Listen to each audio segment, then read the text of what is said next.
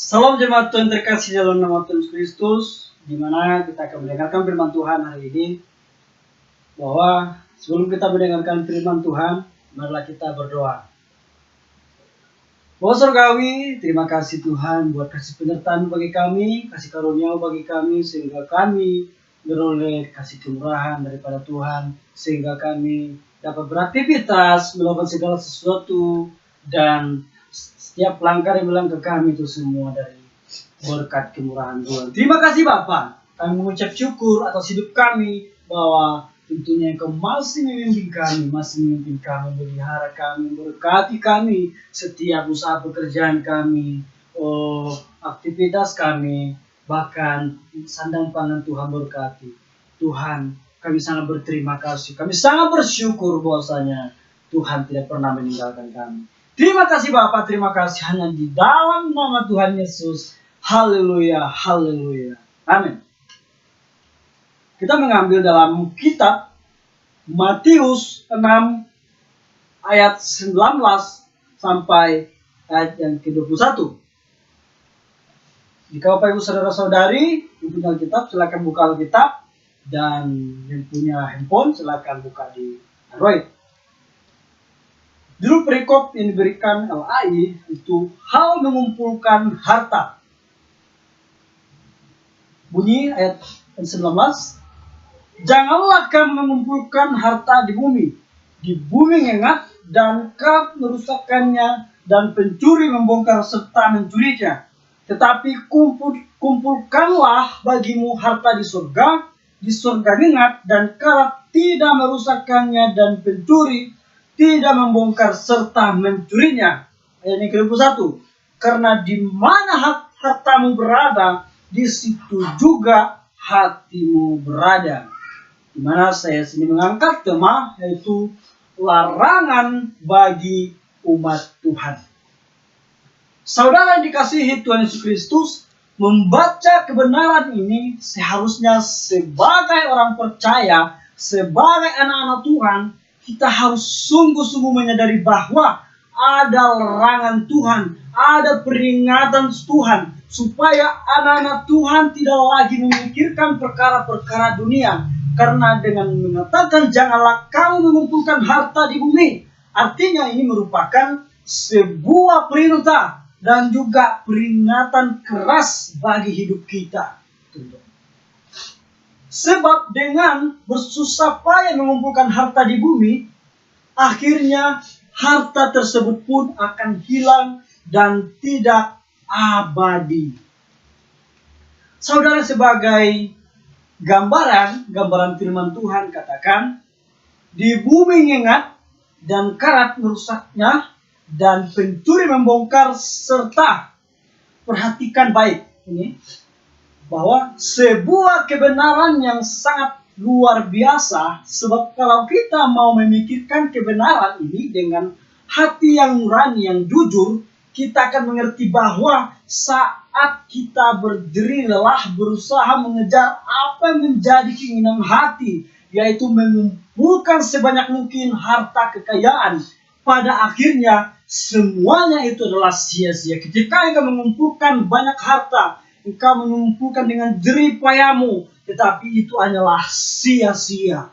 Lalu kita merenungkan lagi bahwa untuk mengejar semuanya itu yang akhirnya menjadi sia-sia, sudah berapa banyak waktu yang kita lakukan, terbuang bahkan dengan mengejar apa yang kita inginkan, membuat hati kita tertambat kepada segala sesuatu yang menjadi keinginan hati, sehingga kita sama sekali tidak pernah menyadari bahwa kita sudah terlanjur memberikan hati kepada dunia ini. Dan orang yang menambatkan hatinya kepada perkara-perkara dunia, orang yang menambatkan hatinya kepada perkara-perkara dunia, tidak akan mungkin, sekali lagi saya katakan bahwa orang yang terikat kepada perkara-perkara dunia tidak akan mungkin yang memberikan hatinya kepada Tuhan. Itulah kenapa Tuhan inginkan jangan kumpulkan hartamu di bumi, karena engkau akan terjerumus ke dalam dosa, karena engkau akan terjerit dari lubang-lubang dosa. Saudara, mari kita lihat ayat selanjutnya dari Matius 6 ayat 20. Tetapi kumpulkanlah bagimu harta di surga ngengat dan karat tidak merusakkannya, dan pencuri tidak membongkar serta mencurinya. Artinya bahwa yang Tuhan mau selama kita masih hidup di dunia ini, berjuanglah untuk mengumpulkan harta yang kekal. Kumpulkanlah bagimu harta di surga. Artinya, dengan kata lain, kalau engkau biarkan hatimu terikat dengan dunia, pasti hidupmu akan binasa. Namun jikalau sepanjang hari-hari hidupmu ini, engkau terus menginginkan hatimu kepada Tuhan, itu berarti engkau sedang bekerja mengumpulkan harta kekal di dalam kerajaan surga. Sebab orang yang memberikan hatinya kepada Tuhan akan terus diingat oleh Tuhan, dan pada akhirnya akan tinggal dalam kekekalan bersama-sama dengan Tuhan. Berarti kan baik, saudara. Inilah kenapa firman Tuhan katakan di dalam Matius 6 ayat 21, karena di mana hartamu berada, di situ juga hatimu berada. Dengan kata lain, kita tahu benar dunia ini bukan menjadi tujuan hidup kita. Sebab dunia ini sedang lenyap segala keinginannya. Keinginan duniawi. Dalam 1 Yohanes 2 ayat 17. Dan dunia ini sedang lenyap dengan keinginannya. Tetapi orang yang melakukan kehendak Allah tetap hidup selamanya. Saudara terkasih dalam nama Tuhan Kristus, perhatikan bahwa sebagian orang yang tidak dapat menerima kebenaran ini mungkin akan berkata, bukankah kita ini masih hidup di dunia ini? Jadi kalau selama ini kita bekerja mengumpulkan harta merupakan hal yang wajar kalau kita menikmati hasil jerih lelah kita selama bekerja. Saudara yang terkasih dalam nama Tuhan Yesus Kristus, bahwa itu kalau masih ada dalam pikiran orang yang mengaku percaya kepada Allah di dalam Yesus Kristus, saya mau katakan dengan jujur, sesungguhnya ia adalah orang yang tidak percaya kepada Yesus. Harus sesuai dengan firman Tuhan. Ingat, orang yang mengaku percaya kepada Yesus harus sesuai dengan firman Tuhan. Dalam Matius 19:21, kisah seorang anak muda, bahwasanya ia datang kepada Tuhan. Tuhan berkata, jikalau engkau tidak sempurna, pergilah, jualah segala milikmu, dan berikanlah itu kepada orang-orang yang miskin, maka engkau beroleh harta di surga, dan datanglah kemari, ikutlah aku. Artinya saudara-saudari, seorang tidak mungkin menjadi sempurna sama seperti Kristus kalau hatinya masih terikat dengan harta dunia. Sebab orang-orang yang beroleh harta di surga hanyalah orang-orang yang mau hidup sama seperti Kristus hidup. Di mana dalam kehidupan kita, bahwa kita jangan pernah mengumpulkan harta di dunia ini. Marilah kita kumpulkan harta di surga. Marilah kita kumpulkan harta yang kekal di dalam surga. Kita hidup bukan tujuan kita di bumi, tetapi tujuan kita dalam kekekalan. Maka dari itu Tuhan mengingatkan kepada kita bahwasanya kita jangan mengumpulkan harta di bumi, tetapi kumpulkanlah itu harta di surga. Bahwa Tuhan tahu ketika kamu mengumpulkan harta di bumi, engkau akan menyembah berhala dan sebagainya. Bahwa ke harta-harta itu akan engkau sembah, maka engkau akan terjerumus ke dalam dosa. Bahwa Tuhan ingatkan kepada kita, jangan sekali-sekali, janganlah kita mengumpulkan harta di bumi.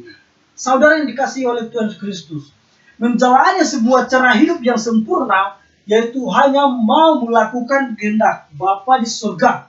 Itulah kenapa setiap orang percaya harus hidup sama seperti Kristus supaya mencapai target yang Tuhan inginkan. Supaya mencapai target yang Tuhan tentukan, kesempurnaan sama seperti Kristus supaya mencapai target, saudara-saudari. Saudara, dalam firman Tuhan katakan bahwa karena itu haruslah kamu sempurna sama seperti Bapamu yang di surga sempurna. Jadi saudara-saudari, mari renungkan kebenaran ini dengan sungguh-sungguh. Lalu tanyakan kepada dirimu, apakah selama ini engkau sudah memberikan hatimu kepada Yesus? Atau engkau masih memberikan hatimu terikat dengan dunia ini? Ingat saudara-saudari, keinginan hati akan melekat kepada perkara-perkara dunia, akan semakin membuat kita menjauh dari Tuhan. Tetapi saat kita memberikan hatinya sepenuhnya menjadi milik Tuhan, maka dari itu kita bekerja mengumpulkan harta di sorga. Saudara-saudara terkasih dalam Kristus, mari tanamkan beberapa hal di dalam hati dan pikiranmu. Mulai saat ini, yang pertama, orang yang hatinya terikat dengan dunia ini tidak akan mungkin bisa terikat dengan Tuhan. Kedua, keinginan dunia hanya mengikat dengan kebinasaan kekal. Ketiga, orang yang selalu hatinya terikat kepada Tuhan akan tetap tinggal di dalam naungan kasih Tuhan. Karena Tuhan sekali-kali tidak akan pernah meninggalkan orang yang hidup melakukan kehendaknya. Ketika kamu melakukan hal yang buruk di hadapan Tuhan, maka kamu akan tahu bahwa hidupmu tidak akan layak di hadapannya. Sesungguhnya engkau harus mengumpulkan harta di surga. Saudara-saudara yang terkasih dalam nama Yesus Kristus, kiranya kebenaran firman Tuhan ini membuat kita menyadari bahwa sesungguhnya hati kita boleh menjadi milik Tuhan sekarang dan sampai selama-lamanya. Saudara, hidup kita harus dimiliki oleh Tuhan. Maka dari itu saudara-saudari, teman-teman, pemuda-pemuda dan sebagainya, berikanlah hatimu kepada Tuhan. Hidupmu kepada Tuhan. Bukan kepada harta-harta yang tidak berguna. Memang dalam setiap manusia pasti membutuhkan uang. Pasti membutuhkan harta-harta. Tetapi janganlah engkau mengumpulkan harta di bumi supaya engkau jangan terbinasa, supaya engkau jangan masuk terjerumus ke dalam dosa. Tentunya saudara-saudari tahu bahwa renungan kita ini bertujuan untuk di dalam Tuhan, bertujuan untuk kehidupan kita yang kekal, bertujuan untuk hidup kita menuju kepada hal yang baik. Biarlah semuanya ini menjadi bagian yang penting dalam hidup kita. Kita renungkan, kita camkan gitu saudara-saudara. Biarlah kehidupan kita ini selalu diperoleh oleh Tuhan, selalu diberkati oleh Tuhan. Ketika kita mengandalkan Tuhan, ketika kita tidak melarang atau tidak memberontak dengan perintah Tuhan. Marilah kita melakukan hal segala sesuatu yang membuat Tuhan menjadi mengasihi kita. Jadi kita juga harus mengasihi Tuhan. Sebagaimana mestinya Tuhan pasti akan memelihara kita, memberkati kita karena janji-janji Tuhan yang Ia ulurkan kepada nenek moyang kita itu Abraham. Biarlah renungan ini menjadi berkat bagi kita. Shalom dan Tuhan memberkati. Pastor Gawi, kami sembah di mana pada saat Tuhan kami telah mendengarkan firman-Mu. Biarlah Tuhan menjamah hati kami. Biarlah Tuhan melindungi kami dari segala persoalan maupun harta-harta yang kami kumpulkan di dunia ini. Biarlah kami mengerti bahwasanya kehidupan kami hanyalah bertujuan di dalam nama Tuhan Yesus Kristus. Kami hidup di dunia ini bukan karena dari harta surga, tetapi karena kami tahu bahwa Tuhan mengingatkan kepada kami untuk melakukan tugas yang daripada Tuhan. Biarlah Tuhan berkati kami, menjamah kami. Firman Tuhan ini boleh menjadi berkat bagi kehidupan kami. Haleluya, haleluya, amin.